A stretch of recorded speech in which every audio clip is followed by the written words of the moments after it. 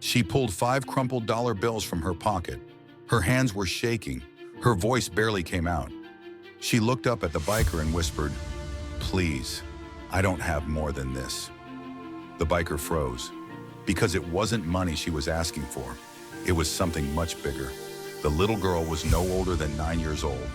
Worn shoes, oversized hoodie, eyes that had seen too much. She stood outside a roadside diner late at night, where a group of bikers were eating after a long ride. Most people walked past her. Some looked away. Some pretended not to see. But she walked straight to him, a tall biker with a leather vest and tired eyes. She held out the money, $5. The biker smiled softly and said, "Hey kid, you don't need to pay me." But she shook her head.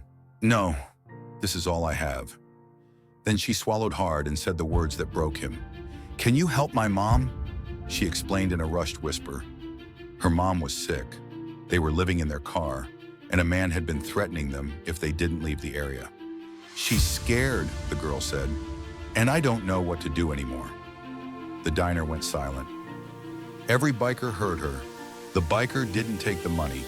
Instead, he knelt down, looked her in the eyes and said, "Keep it. You might need it later."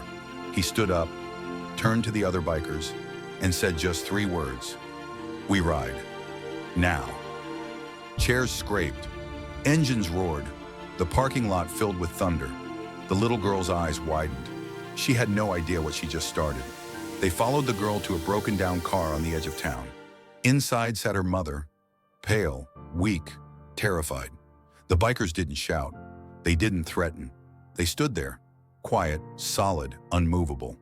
When the threatening man showed up, he stopped mid-step, because behind that car were dozens of motorcycles and men who weren't leaving. The biker leader stepped forward calmly. "This woman and her child are not alone anymore." The man backed away, fast. Police were called. Help was arranged. Food, shelter, medical care followed.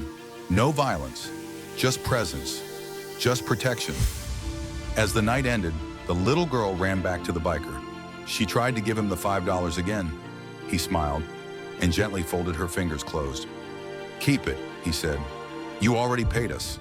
She looked confused. "How?" He pointed to his chest. "You reminded us why we ride." As the sun began to rise, the bikers rode off one by one. The girl waved until they disappeared, $5 still in her pocket. And for the first time in a long time, she felt safe. She thought she was buying help with $5, but what she really gave them was a reason to be heroes again.